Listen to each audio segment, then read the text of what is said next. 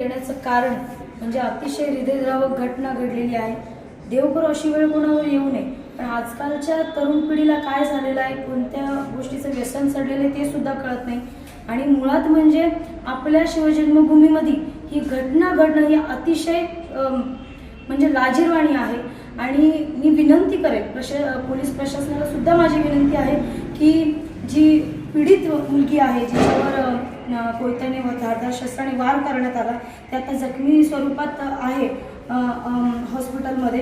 पण मी म्हणेन की तिच्यावर उपचार चालू आहेत, ते उपचार चांगल्या प्रकारे व्हावे. आपले प्रकल्प अधिकारी देसाई साहेब त्यांनी त्या मुलीची संपूर्ण जबाबदारी घेतलेली आहे. आणि भविष्यातही तिला कोणत्या गोष्टीची गरज लागली तर आम्ही सर्व लांडे कुटुंब जसे नेहमी असतो तसे आहोतच.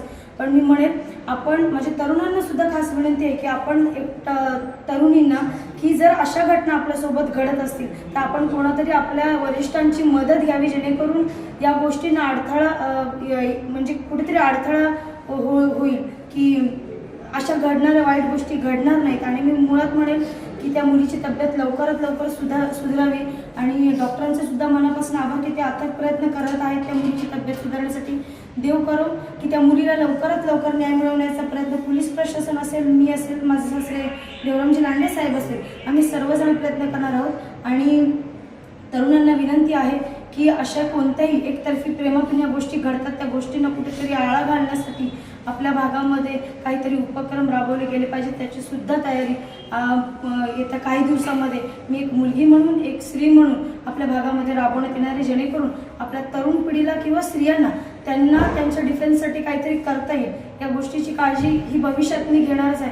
पण आता सध्या तरी तात्पुरता ही स्थिती पाहता आपण त्या मुलीच्या तब्येतीसाठी प्रार्थना करूयात आणि सगळ्यांनी तिच्या कुटुंबासाठी सहकार्य करूयात, एवढंच म्हणतो. खरं तर संदीप भाऊ, मी सूचना करतो पोलीस प्रशासनाला का जिथं शासकीय वसतिगृह मुलींचं हे आउटसाईडला आहे तर तिथं अधूनमधून त्या पोलीसच्या गाडीचा राऊंड आखला पाहिजे, किंवा जेणेकरून जर शक्य झालं तर सकाळी आणि संध्याकाळी 2 टाईम 2-2 तास तिथं पोलीस संरक्षण असलं पाहिजे. म्हणजे जरा मुली सुरक्षित राहतील.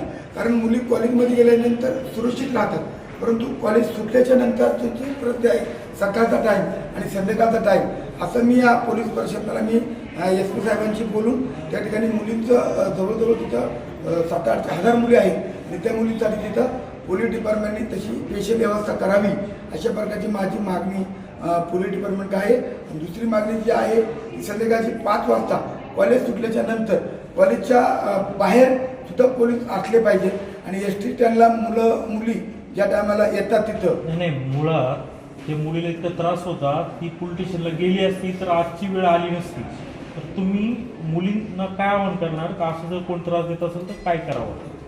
आपल्या घरातलं कोणीतरी ज्येष्ठ असेल त्यांना सांगा, आपल्या शाळेतले शिक्षक असतील त्यांना सांगा. आपण ज्या वसतिगृहात राहतो तिथे वॉर्डन असतात, महिला असतात, त्याशिवाय त्यांना सुद्धा कानावर घालण्याचा प्रयत्न करा.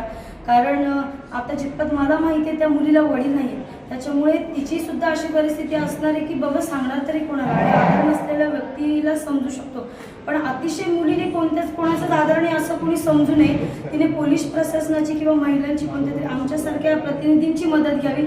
आम्ही प्रत्येकपणे कोणाचंही नाव न कळता आम्ही त्या आरोपीला किंवा जो त्रास देत असेल त्या व्यक्तीला शिक्षा करण्याचा प्रयत्न आम्ही करू.